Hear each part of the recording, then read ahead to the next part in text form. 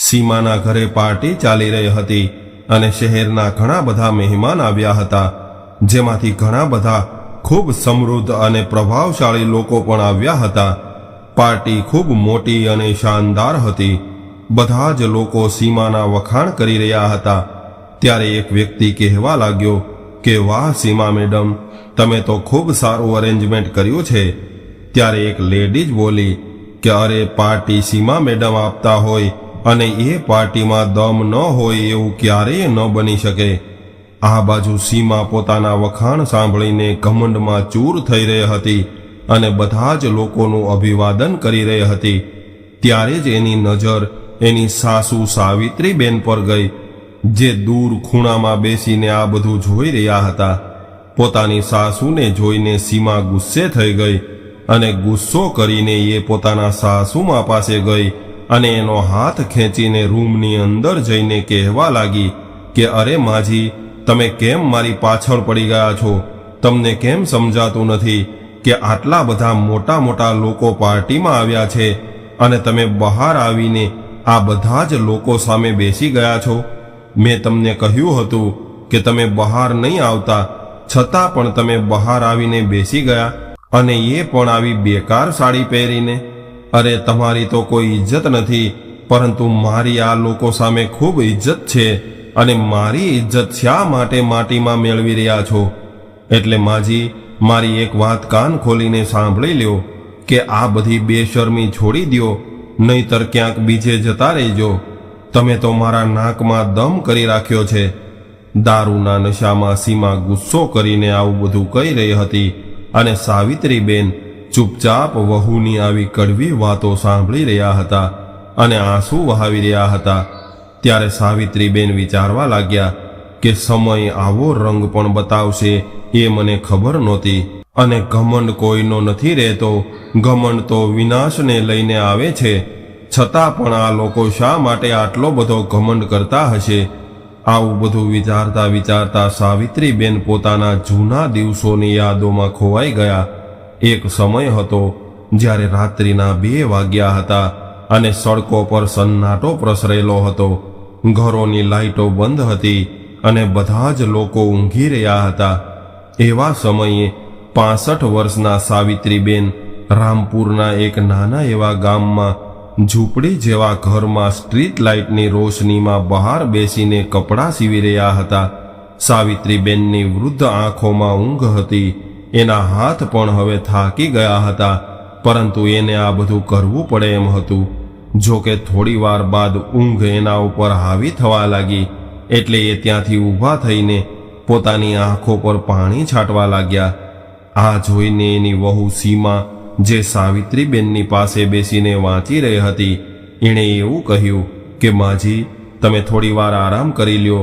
હું ક્યારની જોઈ રહી છું કે તમને ઊંઘ આવી રહી છે, છતાં પણ તમે કામ કરી રહ્યા છો. ત્યારે સાવિત્રીબેને એવું કહ્યું કે અરે નહીં વહુ, મને ઊંઘ નથી આવી રહી, કેમ કે મારે આ કામ કાલે સવાર સુધીમાં ખતમ કરવાનું છે. એટલે તું ચિંતા ન કરતી અને તું તારો અભ્યાસ કર.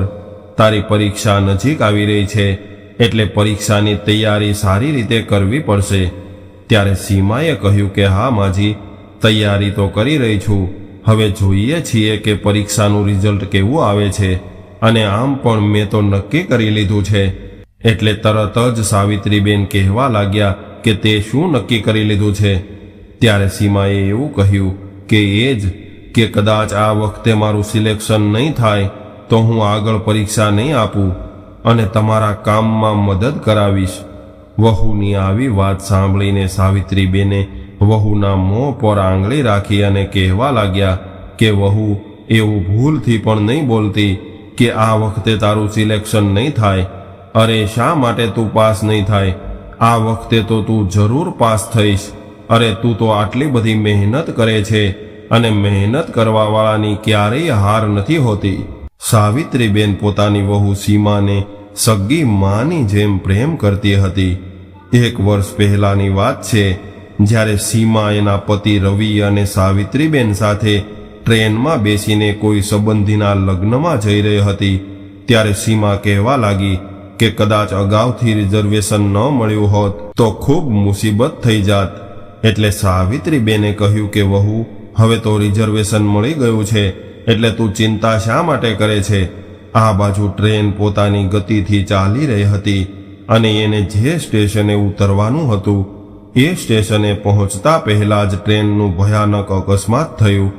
ચારેય બાજુ ભાગદોડ મચી ગઈ અને આ અકસ્માતમાં ઘણા બધા લોકોનું મૃત્યુ થઈ ગયું હતું. આ અકસ્માતમાં સીમાના પતિનું પણ મૃત્યુ થયું હતું અને સીમા પણ ઘાયલ થઈ હતી. પરંતુ આ અકસ્માતથી સીમા અને સાવિત્રીબેનને જે દર્દ મળ્યું હતું એ બંને જીવનભર ભૂલી શકે એમ નહોતા.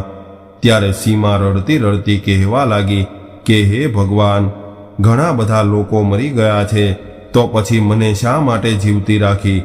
હે ભગવાન, રવિ વગર હવે હું કેવી રીતે જીવી શકીશ?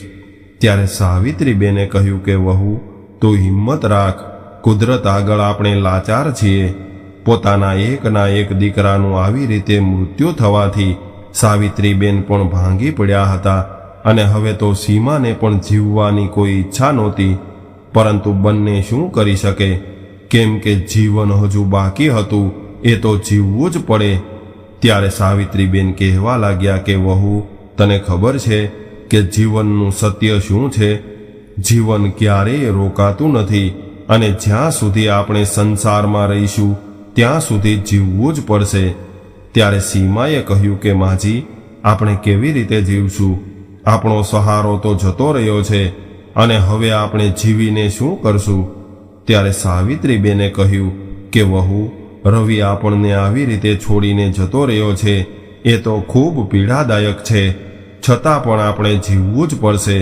કેમ કે રવિની આત્મા આપણને દુઃખી થતા જોશે તો એ પણ દુઃખી થશે, એટલે એના માટે આપણે જીવવું પડશે. ત્યારે સીમાએ કહ્યું કે માજી, પરંતુ આપણે આપણું ઘર હવે કેવી રીતે ચલાવી શકશું? પહેલાં તો રવિની કમાણીથી આપણું ઘર ચાલતું હતું, હવે આપણું ઘર ચલાવવા માટે પૈસા ક્યાંથી આવશે? આપણે આપણા ઘરનું ભાડું કેવી રીતે ભરી શકશું? ત્યારે સાવિત્રીબેને કહ્યું કે વહુ, તારા લગ્ન બાદ તારો અભ્યાસ અધૂરો રહી ગયો હતો, એટલે તું હવે તારો અભ્યાસ પૂરો કર અને ખૂબ ભણી ગણીને તું તારું મુકામ હાંસલ કર.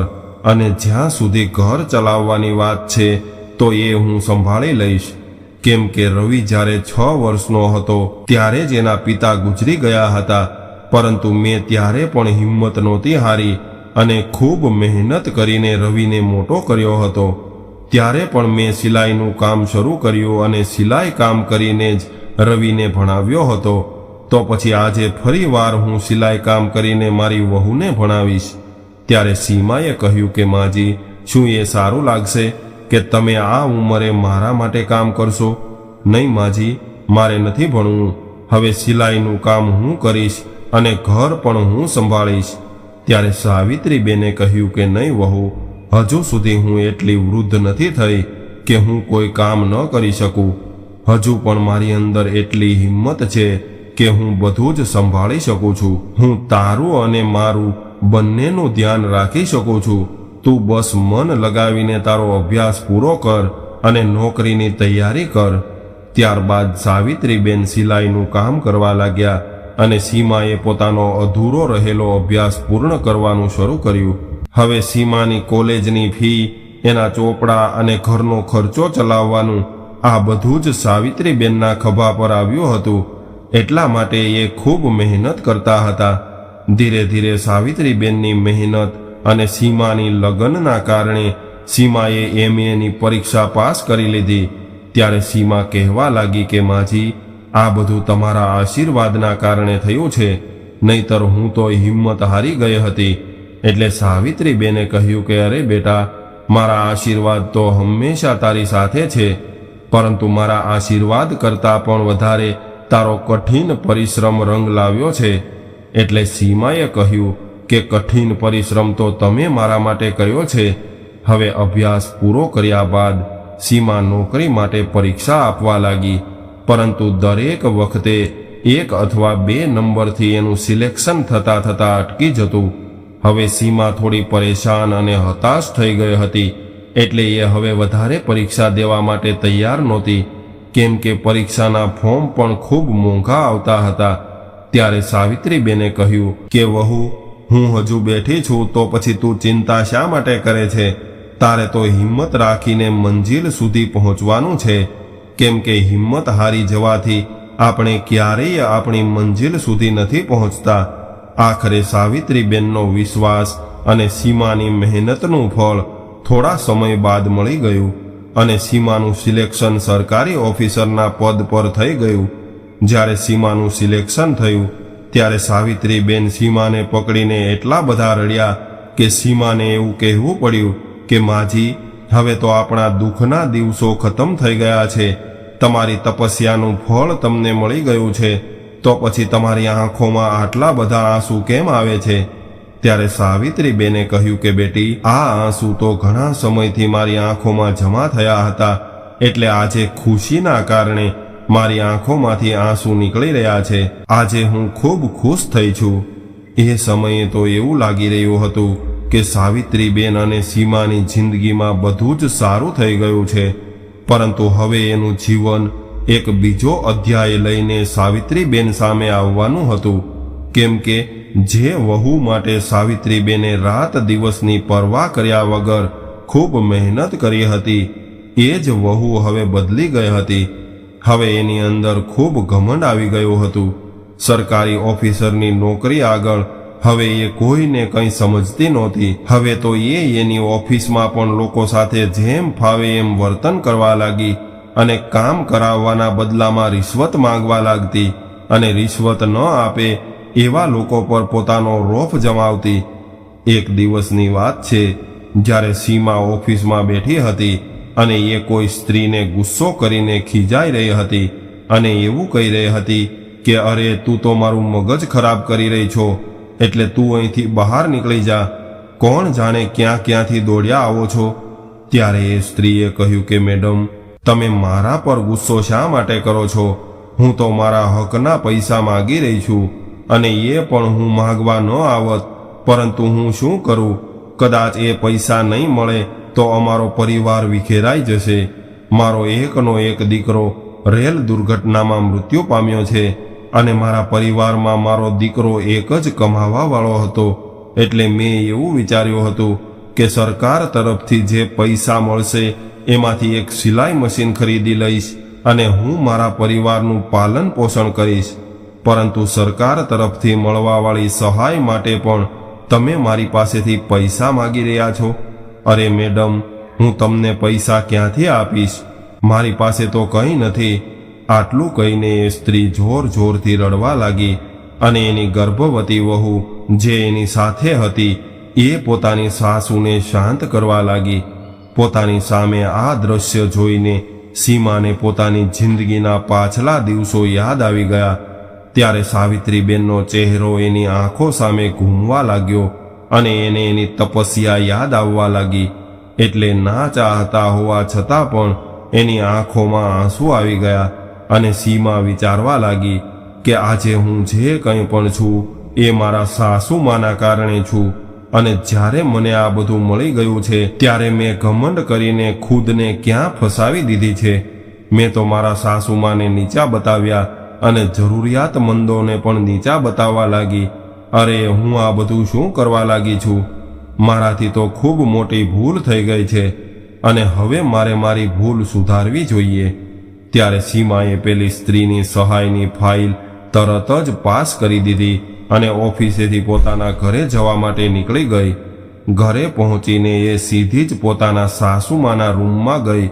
ત્યારે સાવિત્રીબેન પલંગ પર સૂતા હતા, એટલે સીમાએ સીધા જ એના પગ પકડી લીધા અને માફી માંગવા લાગી અને કહેવા લાગી કે માજી, મને માફ કરી દ્યો. કોણ જાણે મારી અંદર કઈ વાતનું ઘમંડ આવી ગયું હતું કે હું તમારા ત્યાગને સમજી ન શકી. અરે, આજે મારી પાસે જે કંઈ પણ છે એ બધું જ તો તમારું આપેલું છે. તમારા લીધે લોકો મને ઓળખે છે, પરંતુ હું એ ભૂલી ગઈ હતી અને ખુદને જ કંઈક સમજવા લાગી હતી. એટલે માજી, મને માફ કરી દ્યો. મારાથી ખૂબ મોટી ભૂલ થઈ છે. હવે સીમા પોતાના સાસુમાના પગ પકડીને રડી રહી હતી, પરંતુ સાવિત્રીબેન તો અચેત અવસ્થામાં પડ્યા હતા અને એ આ ઘમંડની દુનિયાને છોડીને પરલોકમાં પહોંચી ગયા હતા. સીમાને જ્યારે ખબર પડી કે મારા સાસુ તો મૃત્યુ પામ્યા છે, ત્યારે એ ખૂબ જોરથી રડવા લાગી અને ખૂબ પસ્તાવો કરવા લાગી. પરંતુ હવે શું થઈ શકે? જો કે હવે સીમાને જીવનની સૌથી મોટી શીખ મળી ગઈ હતી કે આપણે કોઈ પણ હોદ્દા ઉપર હોઈએ અથવા ગમે એટલા પૈસાવાળા બની જઈએ, છતાં પણ ઘમંડથી દૂર રહેવું જોઈએ. તો મિત્રો, આજની સ્ટોરી તમને કેવી લાગી કોમેન્ટમાં જરૂર જણાવજો, અને પસંદ આવી હોય તો વિડીયોને લાઈક, શેર અને નવા હોય તો ચેનલને સબસ્ક્રાઇબ જરૂરથી કરજો. હર હર મહાદેવ.